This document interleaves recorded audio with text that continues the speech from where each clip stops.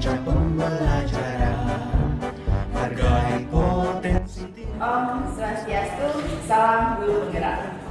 Terima kasih atas kesempatan yang diberikan kepada kelompok kami untuk menyajikan sebuah drama coaching dengan judul Permasalahan Proses Pembelajaran di Kelas. Adapun peran di dalam drama kami ini sebagai coach, Ibu Nika Dek Suparti yang akan dikenal sebagai Ibu Pati, seorang guru agama di SMP Bahagia. Coach itu adalah Bapak Ika Dek Yudi Artawan yang dikenal sebagai Bapak Yudi, seorang guru yang kece, pandai mengajar dan perhatian. Dan kemudian sebagai pengamat itu adalah saya sendiri, Rumala Dewi. Adapun alur ceritanya adalah di sebuah SMP yang bernama SMP Bahagia, terdapat seorang guru yang bernama Pak Yudi. Pak Yudi merupakan salah satu guru favorit di sekolah tersebut. Selain ia pandai mengajar, ia pun juga peduli terhadap murid-muridnya. Namun, ketika mengajar di sebuah kelas yang bernama kelas 9A, Pak Yudi merasa ada sesuatu yang berbeda. Banyak murid yang tidak fokus dan tidak pernah memperhatikan penjelasan Pak Yudi. Murid-muridnya asik, mengobrol, dan bermain HP. Itulah yang menyebabkan Pak Yudi berpikir dan kurang sembari berjalan ke ruang guru.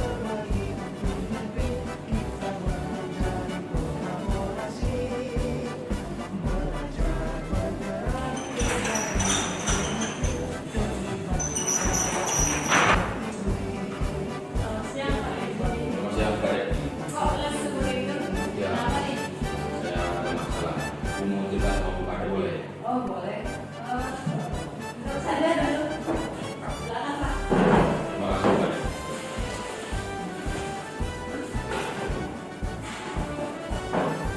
Nah, masalah apa yang sedang Bapak alami kok sampai sebegitu mulutnya kayak ada beban 100 ton gitu? Ya, saya hari ini rasanya kurang bergairah dalam mengajar karena saya melihat murid-murid saya ini kurang fokus dalam pembelajaran saya. Tentu saja hal ini membuat saya kurang semangat untuk mengajar dan belajar. Menurut Pak Yudi, anak-anak yang kurang fokus itu seperti apa? Menurut saya, anak-anak kurang fokus itu artinya tidak memperhatikan saya ketika mengajar dan mereka lebih sibuk dengan dirinya sendiri, sehingga apa yang saya sampaikan di kelas itu rasanya menjadi tidak berarti. Jadi begitu. Kalau menurut Pak Yudi, apa yang menyebabkan murid-murid itu tidak fokus terhadap pembelajaran Bapak? Mungkin saja murid-murid saya tidak fokus terhadap apa yang saya ajarkan, mungkin karena pembelajaran yang saya berikan kurang menarik bagi mereka. Atau mungkin menurut mereka pembelajaran yang saya lakukan membosankan bukan? Jadi begitu. Nah, kalau sekarang Bapak mengetahui penyebab permasalahan itu, menurut Bapak hal kecil apa yang bisa dilakukan? Rasanya saya harus membuat pembelajaran ini lebih menarik sehingga murid saya yang saya ajar itu bisa termotivasi dan mereka mau belajar kepada saya. Baik, kalau begitu, apa nih Bapak ada jadwal? Saya ada jadwal rasanya lebih 2 hari jadi hari Jumat depan ada jadwal mengajar di kelas. Kalau begitu, kemungkinan yang akan Bapak sampaikan yang mana yang mungkin sekali Yang mungkin akan segera saya lakukan itu adalah membuat perencanaan di pembelajaran saya sehingga saya bisa merencanakan lebih matang agar pembelajaran saya bisa menarik. menurut Bapak menarik seperti apa sehingga mereka bisa lebih fokus dalam belajar? Mungkin saya akan menambahkan beberapa media pembelajaran yang membuat murid saya itu tertarik terhadap pembelajaran yang saya lakukan sehingga apa yang saya ajarkan di depan kelas itu bisa setidaknya mereka fokus untuk memperhatikan apa yang saya ajarkan. Karena selama ini mungkin saya kurang dalam mempersiapkan pembelajaran terutama penggunaan media pembelajaran. Baik, kalau begitu dari apa yang kita bicarakan tadi, apa yang sudah Pak Ibu dapatkan dari pembelajaran tadi? Ya, jadi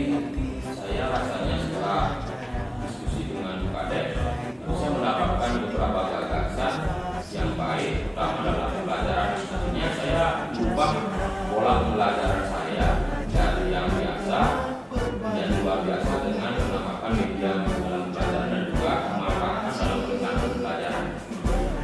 Oke. Nah, kapan Bapak akan mulai merancang pembelajaran yang berbasis? Saya akan merancangnya segera mungkin besok saya akan mulai dengan merancang perencanaan pembelajaran yang menarik bagi murid. Mungkin saya akan melihat beberapa referensi yang memang cocok untuk saya dan diterapkan di kelas. Oke. Terima kasih Bapak sudah mau sharing dengan Bapak. Semoga nanti bisa mengeksekusi apa yang sudah Bapak rencanakan dan bisa menceritakan hasil pembelajaran yang sudah Bapak berikan. Terima kasih Bu Kadep. Saya jadinya sekarang lega dan juga akan lebih percaya diri lagi nanti dalam kelas dan juga saya akan berusaha untuk menyusun pembelajaran saya lebih baik. Terima kasih Bu Kadep. Nah, semangat ya. Semangat Bu Kadep. Terima kasih ya. Terima kasih.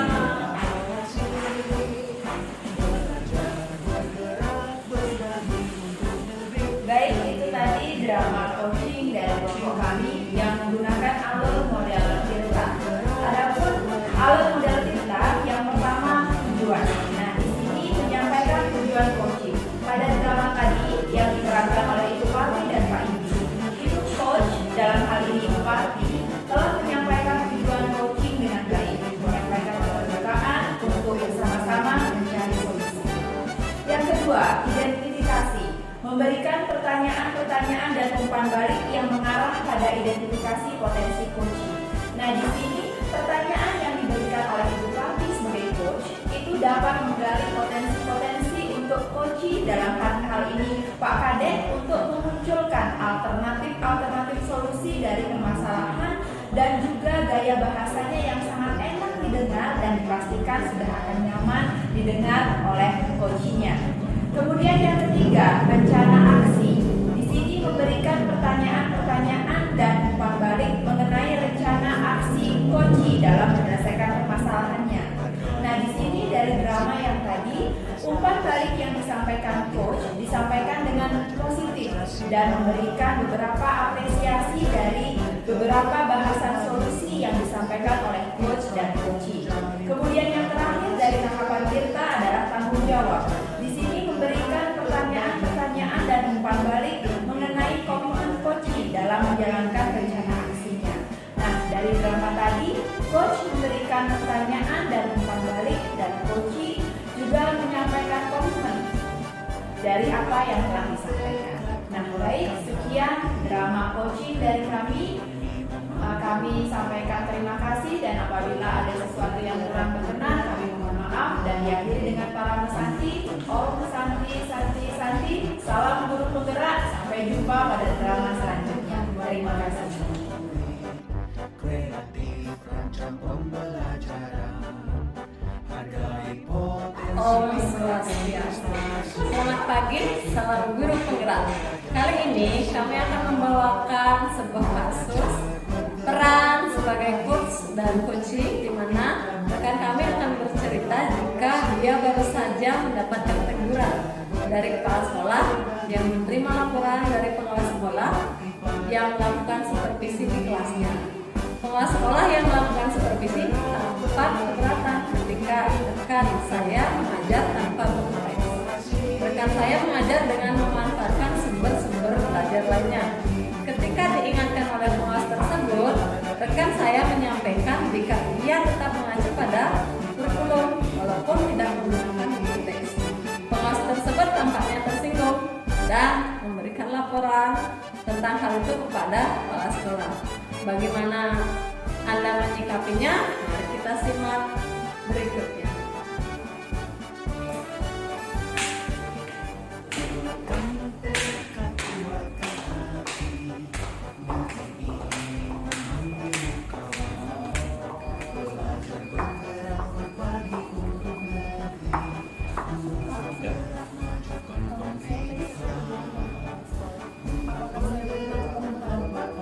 Boleh ya, tapi nanti pada saat jam istirahat.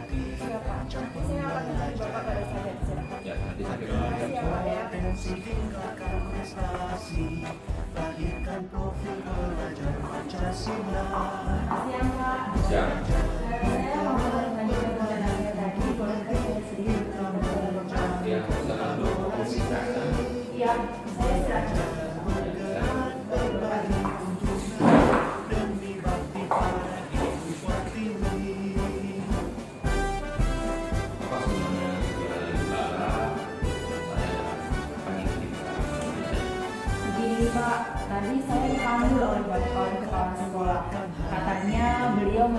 laporan dari pengawas yang mengsupervisi saya. Kata pengawas, ia keberatan pada saat saya disuruh mengisi, kemudian saya mengajar tidak menggunakan buku teks. Memangnya suruh belajar apa yang Begini Pak, sekarang kan kita zaman digitalisasi informasi, jadi seperti biasa saya lebih suka dengan sumber dari internet. Apalagi sekarang kalau kita sudah mengambil kebijakan bahwa murid-murid boleh membawa handphone. Lalu setelah Ibu Lala menyampaikan itu kepada pengawas, apa yang pengawas katakan kepada Ibu Lala? Beliau sepertinya tersinggung Pak dengan apa yang saya berikan. Kemudian dia juga selalu mendapat saya tidak mengambil kita dan Oke, Ibu apakah cara penyampaian Ibu kepada pengawas itu benar? Dan mengapa pengawas sampai kemana-mana untuk tidak suka apa yang dilakukan? menurut saya benar Pak, karena walaupun saya tidak menggunakan buku teks, saya tetap beracuan kepada kurikulum yang kita pegang. Tapi Bapak pengawas tetap saja bersikeras untuk harus menggunakan buku teks. Nah, menurut Ibu, mengapa pernyataan Ibu itu membuat pengawas tersinggung? Coba bisa kembali dulu di flashback lagi masalah itu. Iya Bapak, saya paham. Mungkin karena saya tadi kesal sama pengawas, mungkin penyampaian saya kepada pengawas itu kurang baik Bapak ya. Ya, saya paham. Saya sadar cara penyampaian argumen kepada pengawas mungkin Ibu kurang tepat. Nah, dari masalah yang Ibu hadapi, sekarang hal apa yang akan Ibu lakukan? Pastinya saya akan minta maaf Pak, tapi saya itu inginnya minta maaf dan Bapak pengawas itu bisa memaafkan saya. Tapi kan Bapak tahu sendiri pengawas itu punya jadwal-jadwal tertentu untuk sekolah Bapak. Jadi saya bingung kira-kira kapan saya bisa minta maaf kepada pengawas. Nah, menurut Ibu, siapa yang bisa dimintai bantuan untuk menyampaikan permohonan maaf Ibu kepada pengawas dan mengapa Ibu memilih orang itu? Kemungkinan kalau kita bicara di sekolah ini, kemungkinan ibu kepala sekolah bisa membantu saya Bapak, karena kan dia paling dekat dengan pengawas. Lalu, apa yang akan Ibu sampaikan kepada kepala sekolah? Yang pertama, nanti saya akan menjelaskan kembali kepada ibu kepala sekolah tentang kronologis kejadian pada saat saya disupervisi oleh pengawas. Dan kemudian nanti saya akan minta kepada ibu kepala sekolah untuk menyampaikan permohonan maaf saya kepada pengawas. Dan nanti saya akan mengatakan kepada ibu kepala sekolah bahwa saya menyadari kekeliruan saya bahwa sebenarnya buku teks itu penting. Nah, lalu apa rencana Ibu Lala jika kepala sekolah telah menyampaikan amanat yang Ibu berikan kepada pengawas? Begini Bapak, nanti seperti setiap jam mengajar saya akan menggunakan buku teks. Di sini saya baru menyadari bahwa buku teks itu merupakan sumber belajar yang konvensional. Selain semua siswa memiliki, nah dari itu juga sumber belajar yang diwajibkan. Nah mungkin setelah itu nanti selain menggunakan buku teks, saya akan mengurangi lah Bapak untuk penggunaan yang internet atau saya suruh siswa mencari di Google pada saat jam pelajaran. Ya, saya setuju apa yang Ibu sampaikan. Nah, kira-kira Ibu kapan akan menemui kepala sekolah dan meminta bantuan? Rasanya lebih cepat lebih baik agar masalah ini segera bisa terselesaikan. Baik Bapak, saya sesegera mungkin akan menghadap ke ibu kepala sekolah. Apalagi saya tahu ibu kepala sekolah kita juga selalu mengayomi kita dengan baik. Nah, semoga apa yang Ibu Lala lakukan bisa menemui jalan yang positif sehingga masalah Ibu bisa diselesaikan dan Ibu bisa melanjutkan melaksanakan tugas tanpa ada beban pikiran. Semoga sukses Bu Lala. Jadi nanti kabari saya lagi ketika masalah Ibu sudah bisa diselesaikan. Baik Bapak, mungkin sebentar saya akan diambil ke ruang ibu kepala sekolah. Kalau seandainya ibunya sadar, mungkin saya akan mengajar dan berbicara. Masalah ini lebih pasti. Silakan Bu Lala, tetap semangat dalam bekerja, jangan menyerah. Baik Bapak, terima kasih sudah mendengarkan saya hari ini. Terima kasih Bapak ya, saya merasa lega sedikit cerita dengan Bapak. Selamat siang Bu Lala. Baik, selamat siang Bapak. Ya, Saya selamat permisi, bekerja Pak. lagi. Baik. Ya. Nah, demikian percakapan yang sudah dipaparkan tadi sudah dilakukan sesuai dengan langkah kita. Di mana yang pertama menyampaikan tujuan coaching. yaitu coach telah menanyakan tujuan kepada coaching dengan pertanyaan, boleh Bu? Kebetulan kita lagi istirahat, kita punya waktu 30 menit, jadi kita bisa manfaatkan waktu tersebut. Apa sebenarnya tujuan Ibu ingin mengobrol dengan saya? Dan dalam kalimat, coba ceritakan apa masalah yang Ibu rasakan. Nah, langkah Tirta yang kedua yaitu memberikan pertanyaan-pertanyaan dan umpan balik yang mengarah pada identifikasi potensi coaching. Coach telah mengidentifikasi dengan cara memberikan pertanyaan dan umpan balik yang mengarah pada identifikasi potensi coaching. Salah satu contohnya yaitu, kalau menurut saya buku teks itu penting digunakan karena merupakan bahan ajar yang konvensional dan mampu memberikan kontribusi dan peranan yang baik pada pembelajaran. Langkah Tirta yang ketiga yaitu rencana aksi, di mana memberikan pertanyaan-pertanyaan dan umpan balik mengenai rencana aksi coaching dalam menyelesaikan permasalahannya. Nah, coach di sini telah memberikan pertanyaan tentang rencana aksi yang dilakukan coaching, yaitu dari masalah yang Ibu hadapi sekarang hal apa yang Ibu akan lakukan, seperti itu. Dan yang terakhir di langkah Tirta yaitu tanggung jawab, yaitu dengan memberikan pertanyaan-pertanyaan dan umpan balik mengenai komitmen coaching dalam menjalankan rencana aksinya. Di mana di sini coach telah memberikan pertanyaan tentang komitmen coaching, yaitu saya setuju, kira-kira kapan Ibu akan menemui kepala sekolah dan meminta bantuannya? Lebih cepat, lebih baik bukan? Agar masalah Ibu cepat selesai. Dan semoga sukses ya, kabari saya jika sudah menghadap kepala sekolah. Nah, demikian percakapan coaching kami, semoga bermanfaat. Yang tutup dengan karawasan Om Santi Santi Santi Om. Salam guru penggerak.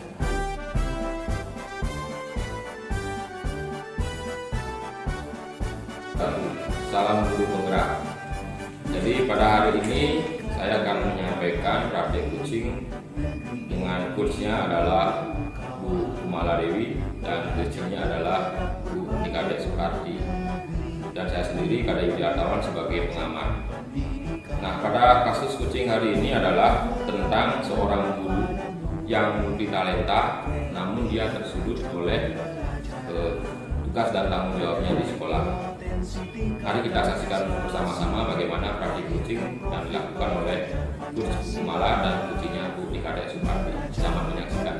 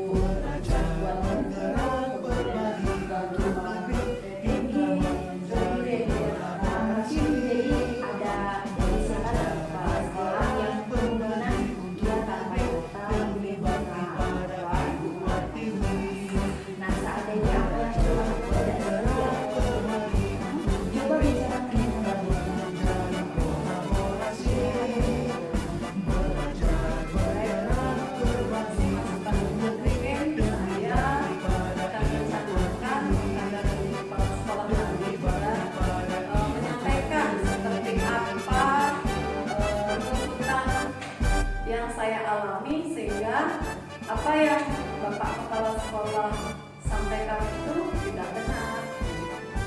Ya, saya setuju dengan apa yang dikatakan. Nah, sekarang kira-kira kapan Ibu bisa menyampaikan hal itu kepada kepala sekolah? Karena menurut saya, kalau masalah kegiatan Ibu semakin lama semakin banyak, supaya kesalahpahaman itu dengan kepala sekolah itu bisa cepat teratasi.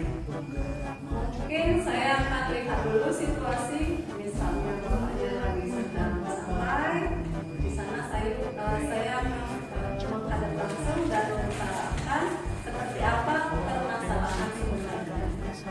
Iya, baik Ibu, saya doakan semoga konsentrasi dan jangan lupa ya, sebenarnya Ibu sudah berbicara semangat berlatih. Ya, terima kasih Bu Lala, berkat Ibu saya jadi punya pemikiran baru.